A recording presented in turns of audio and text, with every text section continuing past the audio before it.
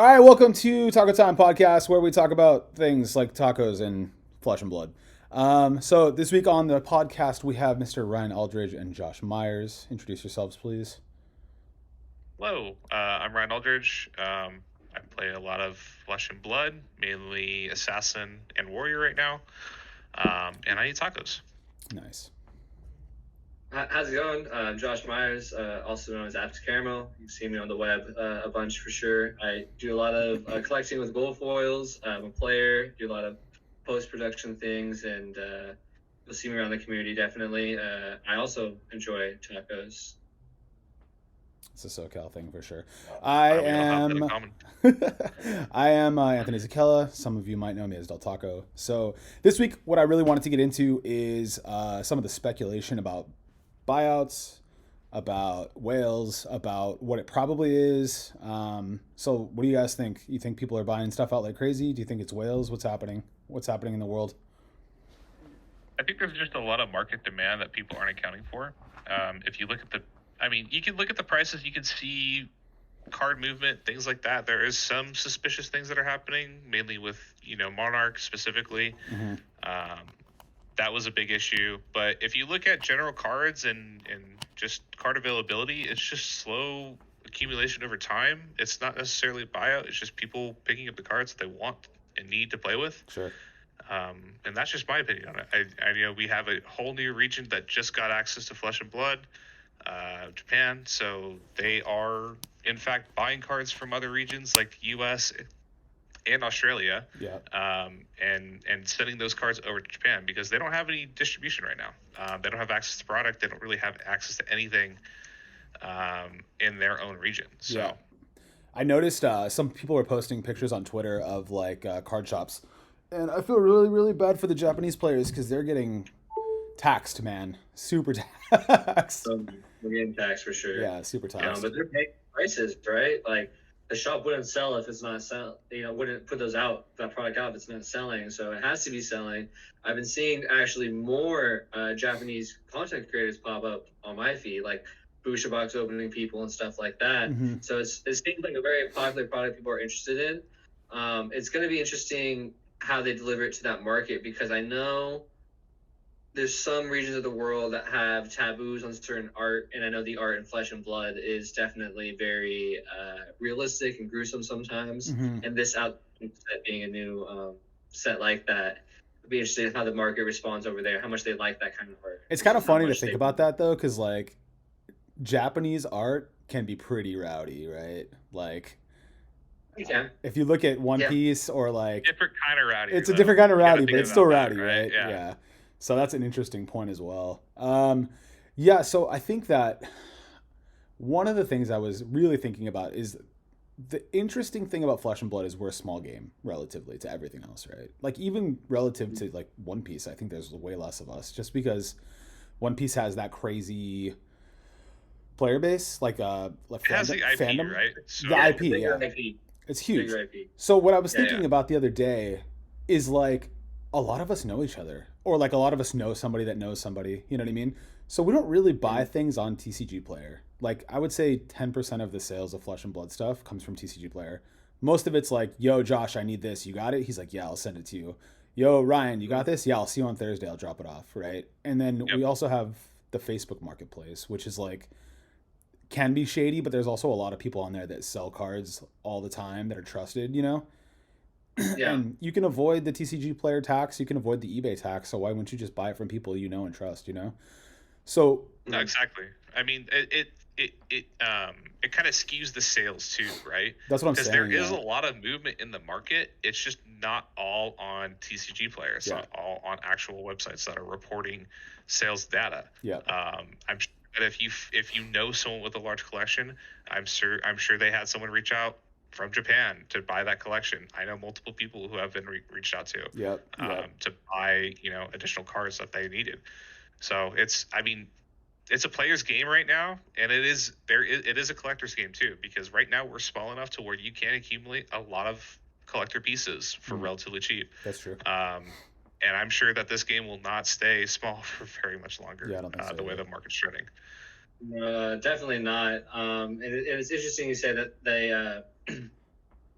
they're importing so much product, from us, and most of you seen, I think, within the past month or month and a half, all of us have seen the older products just start drying up for no reason. Yeah. And I think that's really the thing about buyouts and all these, and buyouts, I think, is just a term that people are using from PTSD of certain investors in the past that have done buyouts, but now I think it's natural movement, and it's all going over there to not only Japan but that whole Eastern market as well. Like, I did transactions recently with someone in the like in the Philippines, and I transact some people in China as well.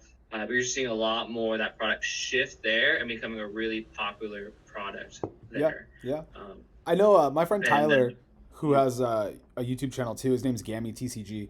He is a big eBay seller. He likes eBay over TCG Player because I think they charge him slightly less because of the volume he does, but also eBay has some really sweet shipping setup where like it's super cheap to ship anywhere. And he said he's been shipping a bunch of stuff to Oceanside or Marina Del Rey. I can't remember which one, but like it's all addressed to people's names that are Japanese, but to his house, and he doesn't know who the guy is, but basically like anybody who wants to buy something from Japan is buying it through this dude in Southern California, and then that guy's getting all the product and shipping it to Japan.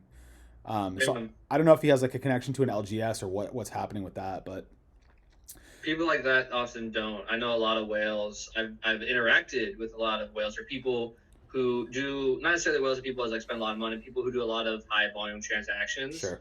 Like that, who I've never even met in person. I just shipped a couple thousand cards to 2 different parts of the United States for starting communities. Like, these people are out there. They're the kitchen table gamers, but they're willing to support the community online, which is amazing to see. Yeah, this is another thing I was kind of thinking about, and I think the price spikes, like, albeit they're probably justified, right? Like, there's not a lot of cards, and who knows where they are, but I think this is what's happening. And you guys tell me what you think about this. I think what happens is, somebody will buy out, quote unquote, 10 cards off TCG Player because they think it's a good investment, right? So, for example, Rainbow Foil Unlimited Easter Egg, or Carrying Husk is one we just saw. They'll buy out all 10 copies because, let's say, like, hypothetically, there's 20,000 copies of Easter Egg in the world, which is wrong, but like, say hypothetically, of that 20,000, most of them are in decks, right? And then the rest of them are in collections. And then of those, there might be 20 at a time on TCG Player and 5 are foil. So you got one guy that's like, oh, there's not many of these that I see, so I'm gonna buy all 5 of them, right? And then the next cheapest one, it's like market value, a little bit higher than market value. And then there's always some guy on TCG Player, Ryan, that has a cold foil Dory for $7,000 because he doesn't want to sell it. But if somebody's gonna sell it for $7,000, you might as well give it up, right? So listen, there's 2 listed now for 1,200. Okay, so I'm not the only person. You're not the only one. Okay, but so my point is I think people are buying up to that point where it's like that's not a good deal to buy anymore. And then what happens is the community always bases their sales price off of how much is TCG Player. I'll give it to you first, 85% of TCG Player. So then they look on TCG Player. And then it's like, oh crap, the cheapest one on TCG Player is $300 now. So like, I'll give it to you for $280 or $250, and then that, the market just shoots right up. And then I think what happens, like what we saw with Heart of Theandel, I think like 10 of them got bought out. It went up to the one that was $600. Everybody freaked out. They bought Hearts for $550, and now here we are a month and a half later, and they're back down to $420 on TCG Players. So if I buy it from a friend, 15% of $420 is what, like $60 off. So now we're back down to $360. You know what I mean? So right. I kind of feel like that's what keeps happening. But for some reason, there's this huge community of like FOMO in our community. And maybe that's with all TCGs. I don't play any other ones. But I think there's like a FOMO buy. And then everybody who like needs one gets one. And then it just stops. You know what I mean? That's kind of how I feel. I think it could also be that people are afraid that outside investment or people catching on to Flesh and Blood have decided to come into the game. Sure. So they're like, oh, fuck, someone just bought out all of the cards I needed for this deck. I'm going to buy the next highest price, which is, $400. Yeah. And then the next one's $500 if someone buys it at $500. Because I think you're right, it is a FOMO, but I think people are concerned that this game is getting to a place where it could blow up and get bigger. And they're trying to lock in that price before it happens. For sure. Right? Like, I just bought I just bought a cold foil tunic and I'm super stoked about it, and I got it for what I think is a really good deal. And 2 days ago, somebody on Facebook sold one. Mine's graded 9.5. Sold one for almost twice as much raw. And so like I don't know if it's what's happening, but like I think you're right. I think there's like a bubble that's about to burst, and that's probably going to moon a bunch of stuff. What do you think, Josh? Sorry, just one second. I want to speak on what people's demand for the product is, right? Yeah. So the demand obviously is they're willing to pay up to a certain price point. Like you said, the FOMO does play a part, right? Where like I need to get these pieces because they're going to go too expensive before I can actually afford them. Sure. But I think we should be looking at what people are willing to pay for the cards that they want, and people are willing to pay now more of a premium than they ever have for certain cards. If Japan is willing to pay more of a premium than we paid to get in, it just shows how good the game's been going. Yeah. It shows how much fun and people like the game. And then we got to think about, okay, well, how much of that enthusiasm drops down over time? I don't think we're going to see that enthusiasm drop until we hit Japan. I think we're building up to Japan calling. Yeah. I think we're going to see a massive influx of players, a massive world recognition when we fully develop in Japan at that calling, you know? Mm-hmm. And then you're going to see what I think we all hoped for from the beginning was this game be successful, you know? Mm-hmm. And hopefully more product can be printed. But for right now, LSS can't seem to be meeting that demand that's there, which isn't necessarily a bad problem. Yeah. But it's a problem they're going to have to fix because of how fast they're growing now. Sure. Another thing I want to bring up too is, I mean, if you factor in, we're probably going to get some sort of announcement about unlimited print runs too. Yeah. But even if we're thinking high end amounts, like even if it's something ridiculous like 500,000 boxes, which is probably not where we're at. But even if we look at that, that's still only like what, 12,000 hearts or something like that? Yeah, I think we did the math the other night. 24,000 hearts? Yeah. That's not a lot. It's a lot right now, but in 20 years, if the game's still around, it's nothing, right? It's nothing in 20 years. It's nothing in 30 years or even 5 years. Because, I mean, if you look at the price now, it's $500. If you're saying that there's 24,000 or 12,000 cards out there at $500 a piece, like, that's not a lot, and people can buy that up relatively quick. Well, I think so. You used to be able to do this, but they messed with the gem a little bit. So you used to be able to just go and see like 90-day XP, and then just go to the last page and see how many active players in the world there are. And you can't really do that anymore because it caps out at like 50, I think is the minimum now. So assuming that we're still, the last time I checked, around 12K, so let's say it's 15K active players that play at least 1 or 2 armories a month. We're up. What's up? You think it's higher? I have a graph I can link. There's somebody in one of the channels that's been tracking it. Okay. We're way above 15, and you can see, and the graph's really cool. We've been tracking it since. Is it Charlie? Like modern. I don't remember who it is exactly. It sounds like a Charlie thing. I can find it for sure. Yeah. But it's definitely, you see on releases how the peaks go. We get more of a release here, and it goes down a little bit into the competitive season, and on release goes back up. And I know that for sure Outsiders is bigger than Uprising. Oh, 100%. Yeah. I agree. I mean, I've seen, and Anthony can attest to this, at our locals, we've seen people that have come out of the woodworks that haven't played this game in years. Yeah. Moises and Brian Dan as well.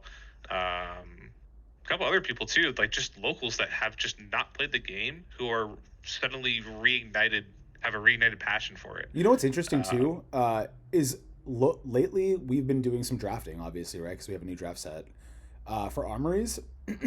And like sidebar, I think one of the saddest things about, I don't even know if this is just our community or not, but I think one of the saddest things about Fab, and maybe this is all TCGs now because I'm a boomer, and the last time I played a TCG before Fab was like 10 years ago, 15 years ago, is like you used to be able to just go to your LGS and like get a pickup game. And I don't think that's like really a thing anymore. You go on the night that's Commander night, or you go on the night that's Splits night, or whatever it is, right? But I'm seeing people show up for drafts that I've never seen before that people know. And I'm like, did you just start playing when I get paired into them? And they're like, no, I don't play Constructed. Like, they just draft. So if there's an organized draft event, they show up, and I'm like, where have you been? Like, why don't you play Constructed? Like, to each their own. Whatever sauce you like, drink it. But it's cool to know that there's a way bigger community, or at least a marginally bigger community, that we don't even probably see very often. No. Yeah, but I was thinking about that too, and like I think Josh was saying, like, it's gonna moon, and Ryan was saying it's gonna moon, and what's actually gonna happen is that when we look back and we're old and like maybe we can sell our collections to like buy a condo in Florida or something, and just die there, which will be awesome. Yeah. If you think about the active player base for MTG, it's like tens of millions of people, right? So if there is 12,000 Hearts of Fandel unlimited and like 200 like first ed, that's crazy. Like that's insane, And it's also kind of weird because like you can buy a beta Lotus that's kind of beat, or an unlimited Lotus that's kind of beat for like the same price as a cold foil tunic, right? You can buy a $5,000 Lotus, which is nuts. Yeah. So what is tunic worth in 10, 15 years? Who knows, Well, it's crazy too because I feel like Fab has taken a book out of Magic regarding the playability, but taken another page from Pokemon regarding, the prize card support. Because all those prize cards from Pokemon are really expensive, like from the tournaments and things like that. And it just kind of directly correlates to what gold foils are, right? Like, and kind of segue into our next segment. But like, you see people approach, and this is still a thing that happens at Pokemon events. Like, they will come up and approach people and buy their, first place card, trophy, or whatever it is for like $20,000 or something like that. Same thing happened with Phil. Same thing happened with the cold foil chain, right? Like, or immediately, whatever it was. Pablo sold that like the day of. Didn't Pablo sell that for like 50K? I thought it was like $40,000 the day of. It was 30 or 40K between there. And it was to somebody at the spot who is like that region's like, he's like a big whale in that region. So it's probably Saint. He offered it. It wasn't Saint. It wasn't Saint. Saint. He admitted it. It wasn't Saint. It wasn't Saint. I got facts that it's for sure somebody in that region, which was in that Jersey, right? No, it wasn't Jersey. No, I think Chain? I think it was from Chain was Jersey. It was in fucking Malaysia or something, wasn't it? The first Pro Tour was in. It was in New Jersey. Okay. Yeah. I thought it was somebody from there that bought. That's one of those. I heard is somebody from like the East region who bought it. One of our quote unquote whales could have just brokered it too and been like, here, take the card, send it to Malaysia, whatever it is, And so before we segue into the next part, like to touch on what you just said, Ryan, like. OP has been out for what, 3 months? One Piece? 3 months? 4 months? Yeah, something like that. Our buddy Philip is like a monster at One Piece, and he top 8'd some event in Texas, the Treasure Cup. And this guy made like I'm not saying he made the money. I don't know what he did with his cards. They're his cards. He probably collected them knowing Phil. He probably has them locked in a safe somewhere. But he got a couple prize cards, and like the going rate on eBay is like $10K for like just a prize card. Crazy. That's nuts, dude. That's crazy. And I heard also that the Dragon Ball Super World Champion sold his prize card for like $200,000, which is nuts. That's insane. People have money to spend on things like this. Yeah. And it's a desirable asset. It's like art, right? It's a one of one piece that you'll never be able to say someone else has. So if you're into TCGs, if you're into collectibles, this is your niche and this is what you go for. And I respect it, man. Like, if you're helping a player make their day by buying a prize card from them, go for it. It seems so 100%. Scary though, right? The possibility, like, it does. Yeah. And I never want to hope that I never want to think that Fab's going to fail. Like, and I don't think it will. I think we're past that point, right? But like, I think so. Any game, like especially Bandai games are scary, dude. Investing money in that, bro. Like, Digimon went from being. And I don't want any game ever to fail. Like, I'm so happy that One Piece exists because people have outlets to go play that and then come back to Fab. Like, but you see our friend Trent. It's not you don't have just one game to play. You can play multiple. I'm the fucking unicorn who only plays Fab. Like, that's I only play Fab too. I don't play any other games. Yeah. But you see Trent. Zane only plays Fab. Who is it? Zane. Zane. Yeah.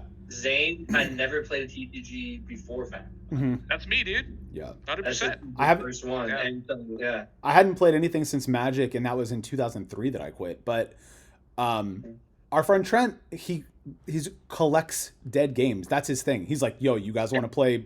What does he play? You guys want to play Mega Man? Like what? Mega Man or Carmen Sandiego or Austin Powers? Any of that crap. Ridiculous. It's like I mean, sure, you get the booster box for cheap, but I don't want to learn a new game, man. I know this game. I love this game. I have time only for this game. I know. I started with success. Yeah. And it's so hard to go below it. It's like, I found a game that's so good, and I don't want to play anything else. Like, I just enjoy this game so much. Yeah. So even when I lose, I enjoy it because I'm like, I did this. That's awesome, And that's the big part of the sellability of this game. Like I said, it's good art, it's good community, it's it's a lot of fun to play, right? And that's where you're seeing this ever-growing market, more people getting interested, because I think people's expectation was like, oh, this game, not everybody's expectation, but like should be growing faster, but that's not how you get more people into the game. That's a slow drip. That happens growth over time. That's how the graph works, right? It doesn't just go straight up and then right. So you're seeing that graph slowly hit a point, and we're just in it while it's happening, which is crazy to see. So, like you said, we refer to the term as mooning. We're seeing ourselves mooning over everything, but it's going to keep getting crazier as the more that people enjoy the game, which you see great passion from players like Ryan, players in our community that go to the AG events and everything. They love the game. They're willing to invest real money in the game. And honestly, the money I've invested in the game, and I know the people around me invest in the game, has only gone up. Yeah. Only gone up since the beginning. And like, show me a bank that will give you returns like that we've been getting on these cards. It's like cardboard crypto, baby. Yep. Yeah, like you said, you bought a Tunic for a certain amount, and you sold and sell for $6,000, which is way more than the amount that you got it for, which is like instantly like, wow, like that's the new standard right there. That's gone up. Yeah. And that's only going to keep going up. Yeah. So before we transition to the next part, any final thoughts? Whales, is it real? Our buyout, it's real. It doesn't matter. What happened with Trom? That's the real conspiracy. Why did this rounds on me go to $40? That's what I want to know. It's $40 now? No, it was though for a while, and nobody knew why. It was. Oh yeah, I remember. Okay, yeah. Yeah, it's I think there's just targeted cards that are being bought out, like Codex of Frailty, man. Like I take a page out of Twitter. Codex of Frailty is being bought out. No, I'm kidding. I think that people just find decks that have a niche card, and there's not enough supply in the market to sustain it. Card gets bought out. That's the new price. That's what happens. It's all about how much people are willing to spend on a card. Sure. If a card is listed for X price and doesn't sell, you see a price drop, right? We've seen it happen with Rainbow Full E-Strikes lately. And the card was up at 380, dropped back down to 200-ish now. I'm sure that we're going to see movement go back up, and it'll find a happy medium somewhere. Yeah. It's the same with stock markets, right? Yep. So I definitely think it's demand. I think that, as always, I've always been on the ground when new sets come out, and I talk with the LGS owners and talk about how much they get and how much distro is giving them. And we, first wave outsiders got pulled. They're going to reprint more for sure, but like obviously with the Belgium cases, they weren't happy with them. So there's going to be less of an inventory that they're going to reorder initially. But people need these cards for competitive tournaments or winning big prize money. So you're seeing people pay these prices because these cards are good. They just print good cards, and that's great. That's how they should be doing it. Yeah. And you just see the demand there, and not everything you see on TCG Player is the total population of what's out there. You see, as you said earlier, there's movement when it comes to like locally or buying from friends. Those things get open and immediately sold. But there's also additional movement past that to the new players that we referenced that were in the woodworks or not always coming out to every event, who do want to collect these cards or are just purely collectors that are also buying these things. So you're seeing just a high demand, I think, across the market on good cards, and you're going to continue to see that progressing forward as we expand more and more into more regions like Japan. Mm-hmm. Cool. So next thing we wanted to talk about was the announcement, right? The print run announcement. Yeah. So print run announcement is happening when, Josh? This week?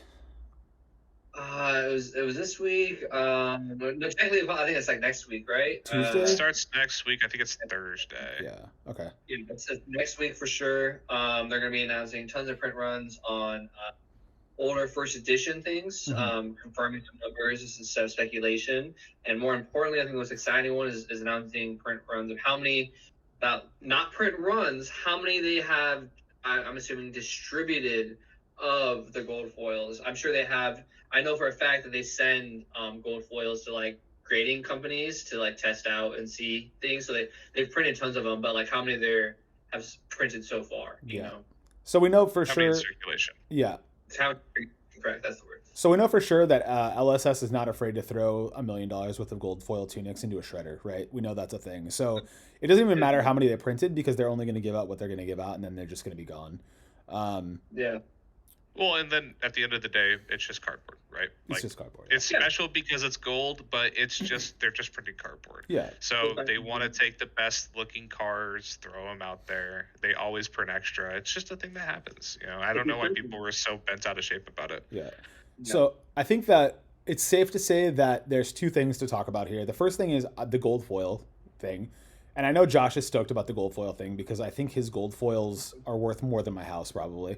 I'm hoping for that. They're going to buy me a house one day. That's what I So I think we're all gold foil owners, man. We got some all gold foils, boys. Have one. So I think the gold foil thing is interesting, right? Because it's not something necessarily that you are chasing, right? Some people chase it. Josh loves gold foils. He's the gold foil god, right? But it's something that you can win, right? Which I think is great. And it's something that you can strive towards. Like it's a trophy, essentially, right? Now, I think that's awesome. And I think that having print runs and that maybe fixing the price higher or lower, depending on how many we see, I think that's going to be a good thing for people that have earned them or have bought them because they recognize the value before we find out that there's only 3 or 4 of each one or 5 or whatever it is, right? I think that probably what happens that's going to be most impactful is I'm pretty sure that we see extended art tunic go to like 10 grand, right? Because I don't think there's that many of those. Probably. I think extended art tunic's probably one of the rarest, most sought after cards. Yeah. I mean, obviously, second being the gold foil tunic, of course. Which no one will ever be able to obtain. Yeah. And I don't see a world where that card is sitting at $6 grand. Which like 2 weeks ago we were like $6 grand, that's crazy. But like maybe it's 10. Yeah. Maybe it's more. Maybe it's 10. Yeah. Maybe it's more. Because what do we know? We know there's 40 gold foil tunics, right? We know that for a fact. 40. 40 or 50, I think. It's only 40, right? It's only 40. So maybe there's how many RTN tournaments were there? That was the first. There wasn't RTN, a right? lot. There wasn't a lot because I think that was right after COVID, right? Like after COVID started, that was one of the first. I think Josh has been playing longer than both of us. No, I started late Monarch era, so I don't know when you guys started. I started. I started right when Monarch came out. Okay. So right before Monarch came out is right when I got into the game. Yeah. So I was researching at that time, but not fully committed yet. Yeah. So maybe there's a couple. Maybe there's 100 worldwide. Maybe there's 200, something like that. But maybe something like that. Yeah, I think we see. Once again, I can find the numbers. Someone has them. Yeah.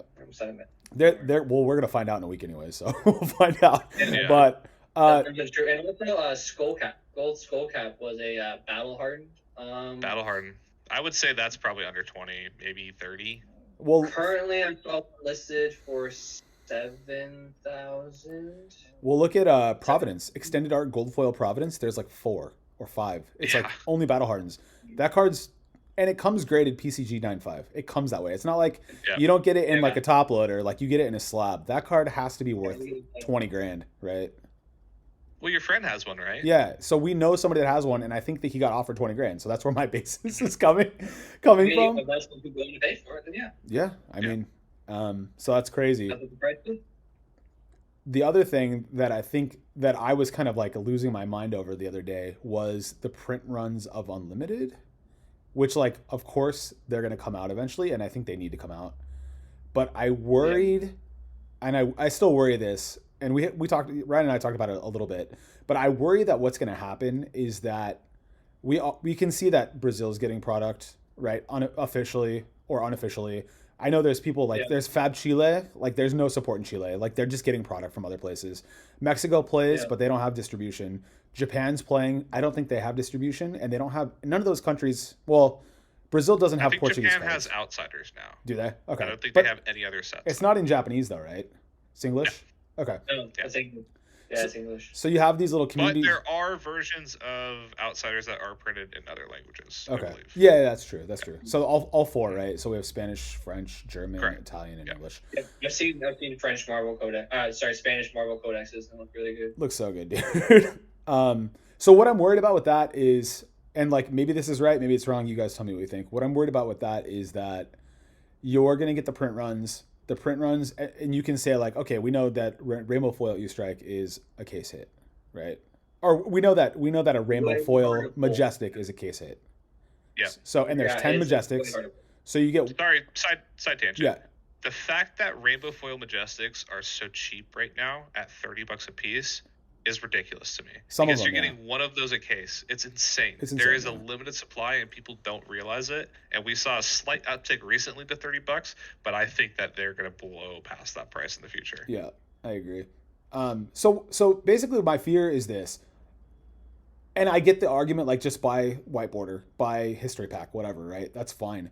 But I'm worried that because the way the game is growing in other parts of the world, the price seems to correlate with rainbow foil and non-foil to some degree, and I'm worried that it's gonna, by LSS making it kind of like a thing, like not just saying like this is the print run, here you go, by making it a thing like this is the print run, so you are stoked to have this card because it's really low print run, right? I'm worried that they're gonna boost the market even more, and like that's fine for us because we already have these cards, but I worry that the people in Brazil and the people in Japan and all these new budding markets just gonna get priced out of the game. That's what I'm afraid of. So I I don't think that they're going to get priced out. I think that we're just going to have to see a shift towards whiteboarder. Honestly, I think that that's what's going to end up happening. Yeah. And I know that it sucks. Like, oh, whiteboarder's so ugly. Oh, blah blah blah. Well, and to be fair, in other regions they didn't really have a chance to get black border. That's why we saw history pack and black border for some regions, Sure. right? But if you were in the U.S. and you knew about Fab since it came out, you had an opportunity to pick up those cards, and you keep seeing the price go up. I don't feel bad no for excuse. us. I don't No feel bad for excuse. us at all. I don't feel bad for us If at you all. want to, yeah, if you want to get into the game now and you don't want to pay the premium for black border or first ed, sucks. Yeah. Play white border. Yeah. I know that's not what you want to hear, but like that's just the way it is, man. I don't think that every set needs to be in print constantly. I don't think we need to see another reprint of Tunic. We have white border Tunic now. If other regions come on board in other languages like Japan, I hopefully expect a black border print for them so they can have it. Rainbow foil, maybe. I don't know. But I don't think that there's any obligation to give you shiny cardboard. Sure.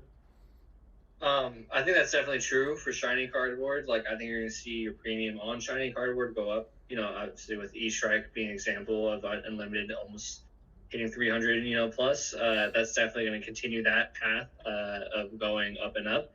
I think that thinking that this announcement of the numbers is going to push people out, I don't think so. It's definitely going to drive prices.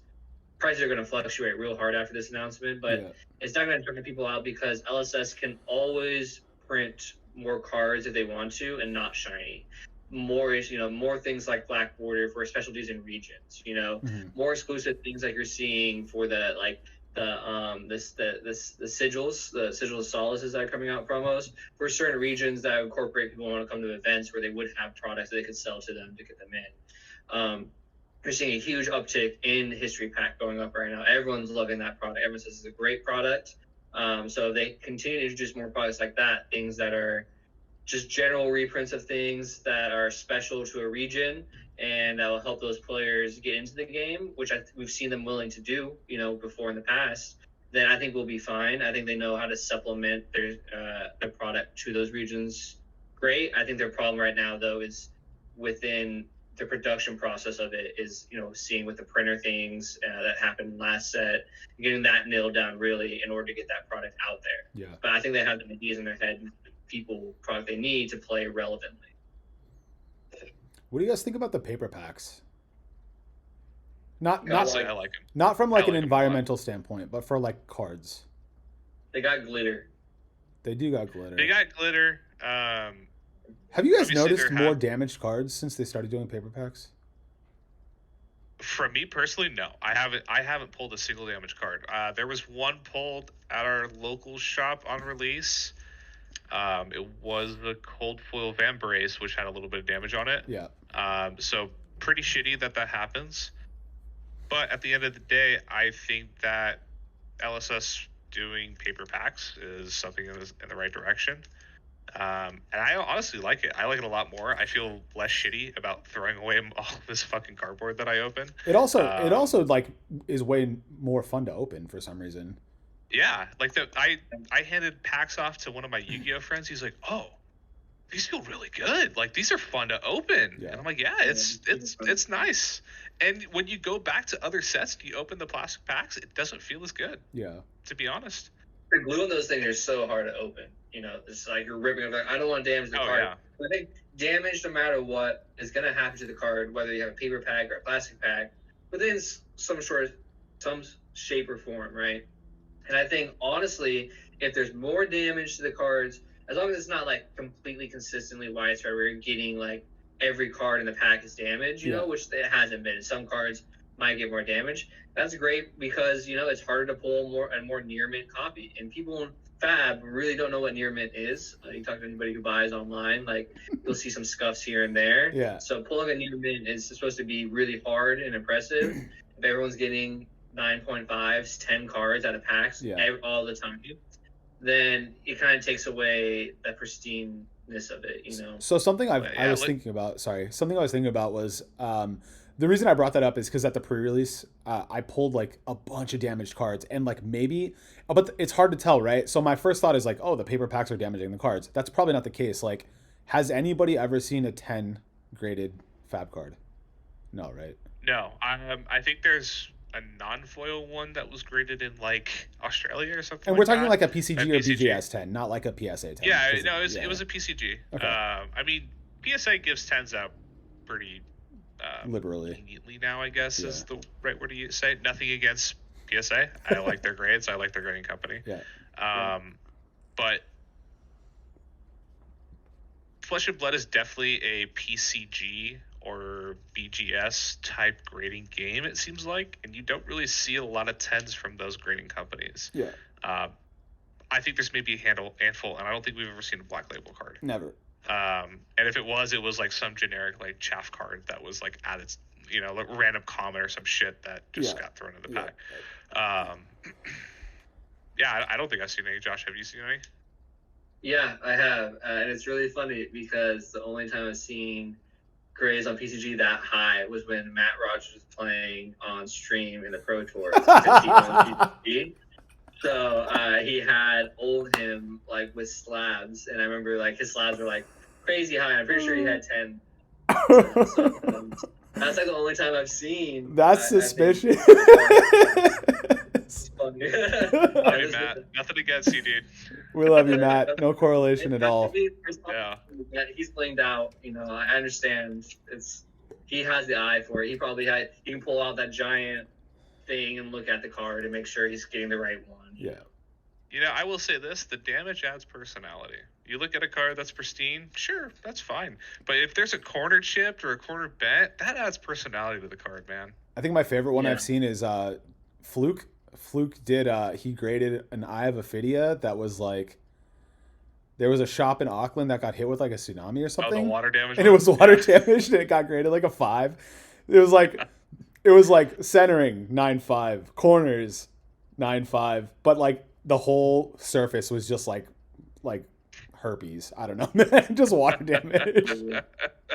Sad. Oh man. Yeah, not good. Not good. Not great. Yeah.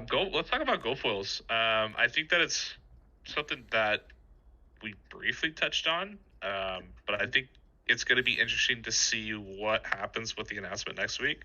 What do you guys think is going to happen? What kind of print runs are we going to see? I have no idea, honestly. I think that people are skeptical until they see actual numbers. That's my experience with people, is that they want to see hard evidence and facts. And if LSS is going to announce these facts on certain things, you're going to see people now reevaluate a lot of things that they own. And I know that, I can disclose that I find before this is happening, I would generally pay around $2K for a GFL. Just that's the going rate. You can go up or higher depending on how you negotiate it. That's like the baseline. I think you're going to see those GFLs go up higher than 2K. You're already seeing some getting listed at 3. You look at TCG Player, There's some listings at 7, you know, so you're going to see it fluctuate, kind of like how Rainbow Foil E-Strike did, where there's going to be mass interest because there's still gold foils that are in players' hands that are on the market that they're trying to get rid of because players who win them generally would rather have the money and collectability, you know, at this point, just right away. So you're going to see those dry up fairly quickly as people look for getting gold foils when those are announced. And once they're locked, I don't think you're going to see them hit market as often anymore. And you're going to, for that exact reason, people who want them are going to pay a premium. They're going to pay like 3, 4, maybe 5K to see some sellings, you know, within this new time of knowledge. I think at least at GSM. Yeah, I think the thing I'm actually most interested in with the print runs or the print the distribution is not so much how many there are. Like I am curious about how many there are, but what I'm more curious about is like, is there a rarity hierarchy within a release? So, for example, you have cards like Vizier, and you have cards like Code of Frost, and then you have cards like Crater Fist and Metacarpus Node. And I remember looking this last ProQuest season, and like maybe it's because people who get a Code of Frost are pissed that they got a Code of Frost, and you see them a lot, right? But I can't. I only saw one Crater Fist, and I don't think I saw any Metacarpus nodes posted for sale. And maybe it's just because people want to keep them. But I didn't see any. Did you guys see any? Not off the top of my head. So here's what I think the hierarchy is. I think it goes Majestic. This is just me speculating, but I think it goes Majestic, then it goes Weapons, and then it goes everything else. So you do think there's like a rarity disparity? Like you're gonna get more? I do think so, yeah. Okay. I know for a fact there's rarity disparity. There definitely is, yeah. That's how I judge buying. That's how I talk to the people who buy gold foils en masse. Mm-hmm. We talk about, you know, what we think comfortable pricing is. And I can tell you that Majestic's range is from anywhere from 900 to 1200 on, you know, on release of it coming out. That's the general range they sell from. You're looking at gold foil weapons, especially like Rosetta, Nothos, Dawnblade. Looking at like starting baseline of like 700, you know, those are like usually I think rare weapons or token weapons are usually they're called. He even saw a Crucible of Aetherweave sell around 700, 900. So that can fluctuate. And then you go down to the cold foil, the common cold foils that no one wants, like Bone Visor, Code of Frost, even Ebonfold, which is weird because I really enjoy Ebonfold and it's a good card. Ebonfold's a great card, yeah. Looking at 400 usually for those, 400 to, you know, 600 depending who you're buying it from. That's the range based off rarity, at least what I usually use buying that. And I have bought at that range before. Mm-hmm. I don't know. We'll see. We'll see, I guess. Everything will be clear in a couple days. Yeah, no, I'm really excited. I didn't expect this gift in April, honestly, of really hype me up because, you know, I'm seeing these gold foils and it seems like that. So in my head, gold foils can never be lower than the cold foil, right? Because gold foils are lower population than cold foil. So if, let's say, cold foil grass is at 1500, gold foil grass will always be above 2K then. Right? That's like a support that's supporting the gold foils as its lesser value version of it. Mm-hmm. So seeing things fluctuate of how I've always wondered, will gold foils go ever above just the maximum amount? You know, do I ever see a gold foil go to 5K? Do I ever see a gold foil go to 10K? Just based off of, you know, how playable it is or how much people want it, you know. But I guess we've seen it with Skullcap. So we'll see how much they go up and if they do or if they stay the same baseline, just barely above the cold foil counterpart. I think it'll be interesting. I think that there's going to be a select amount of cards that are going to go up. I don't know if we're going to, I mean, unless the circulation is very low on these cards, like single digits, I don't think we're going to see a lot of price increase, maybe a little bit for gold foils. Yeah. The ones that I do think are going to move the most are going to be the commons and majestics from ProQuests. Just because of the amount and distribution that was happened during that. People think that there's more in the market than there actually are. And that's kind of where I see the most potential for movement, in my opinion. Sure. Yeah. Yeah, they definitely have the most room for growth. I think most people can actually afford to buy common gold foil at the $400 to $500 range. If you can buy a tunic nowadays, you can afford to buy a common gold foil. Sure. But that I don't think we'll see for too much longer. And if common gold foils go up, the rest of all it rises all the ships in the sea at that point, Yep. and we'll see the legendaries and the majestics also go up because they can't be too close to where the commons lie. Yeah. The next one the other one that I'm really curious about too is just the cool foil counterparts to the legendaries and even the promos for weapons and things like that. I'm wondering if they'll even touch base on that and see if there's any sort of numbers that they can provide on that, because that would be something that's pretty interesting too. Like even the old promos, like from Anathos or Kadachis, things like that, things that are still relatively cheap and have held the same price point for months now or years now, even like $50 for a cold foil weapon. It's ridiculous. Yeah. Like I'd pick them up for that price if I didn't have them already. Yeah. What was the last thing we wanted to talk about? Drafting. The draft. We wanted to talk about the draft. That's what it was. Yep. Okay, so last thing, the draft. What do you guys think? Big deal, not a big deal? I don't think it's a huge deal. I think those packs are usually I think they know how to curate a pack, right? I think people are making this a bigger deal than it's going to be. I think it's going to be a mix of what we've seen in Belgium and Japan print, curated towards the players more. I wouldn't be surprised if you don't see any cold foils from this event. They're probably just doing this for players specifically. Yeah. I mean, you're there for the Pro Tour, so draft. I definitely think that, I think what people are afraid of was going to happen is they're going to get a skewed box or something where, what if happens if we pull an all legendary draft?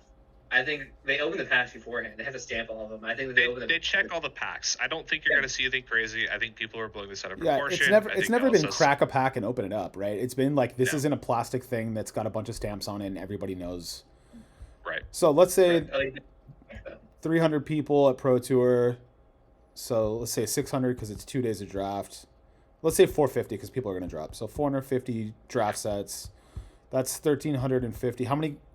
So the real question for me is why don't they just buy 15 cases of Japanese print, bring them over, and then the collation's already perfect? Isn't that the easier fix? I did the math on it earlier, and even if we had the same amount of people draft all day, I think it was 3,000 packs, 6,000 packs, something like that, for 2 drafts.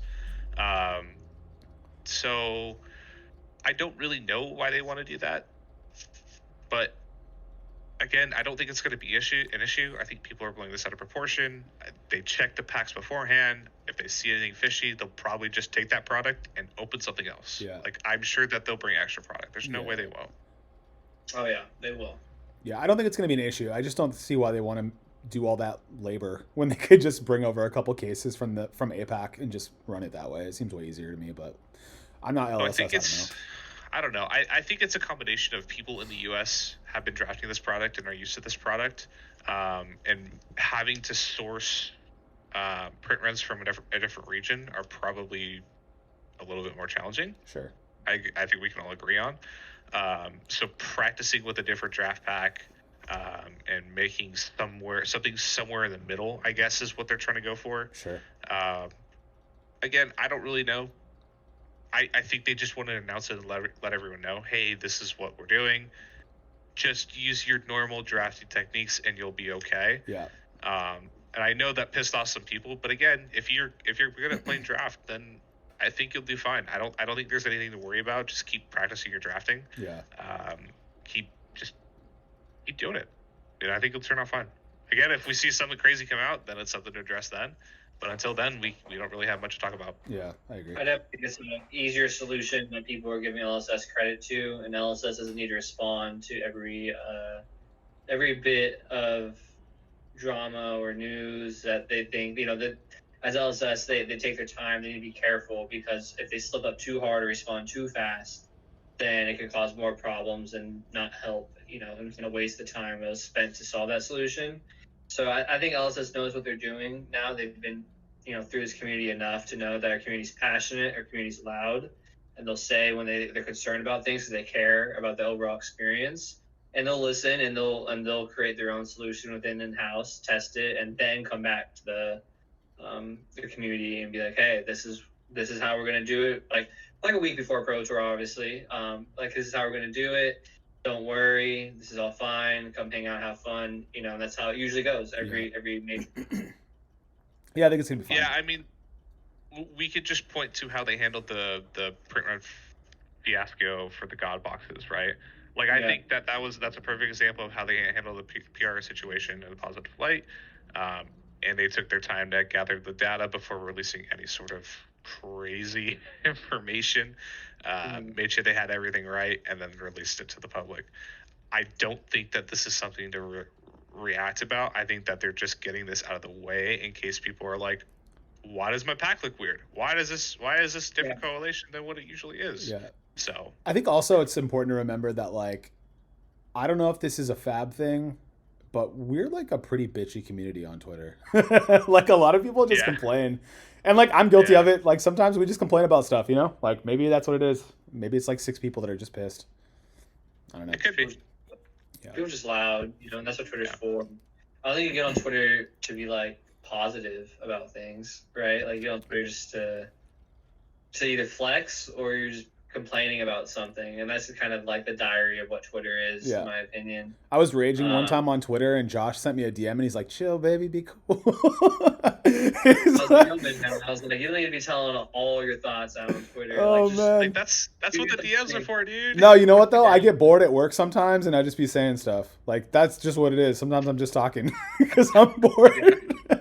I'm like, oh, man, like that's gonna get you in more trouble than good. You know, just talking times on that. That's a public platform. You got to understand how platform will affect people around you and your community.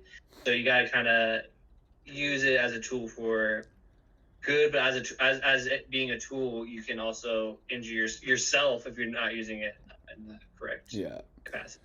Oh yeah. All right, boys. Well, we're about to hit an hour. Any final thoughts and shout outs? Mr. Ryan Aldridge, you got any last words for the folks? Final thoughts. I enjoy Flesh and Blood. If you guys are in the SoCal area or in the surrounding states, please come out to the Arcane Game events, AGE Open, happening this weekend, April 15th. Hope you guys come out. We're hoping to have a big packed house at Collector Legion this week, so come out, support your locals. For sure. Josh, anything? No. I don't know anything really to promote. You can follow me on Twitter if you'd like. I'm on Discord. I have a YouTube that I don't upload to, but hopefully I can get my PC fixed and continue the grind, because people seem to care about what I say and what my experience in the community. So just go out there, eat tacos, play Flesh and Blood, and have fun, guys. Yeah, buddy. And I am Del Taco on Discord and Of the Taco on Twitter. If you want to hear the ramblings of a drunk man, I'm there. All right, guys. Well, it's been real. Thanks so much for coming on. I appreciate both of you very much. Next episode, we should be up with Nathan Crawford, and I'll talk to you guys later. Bye.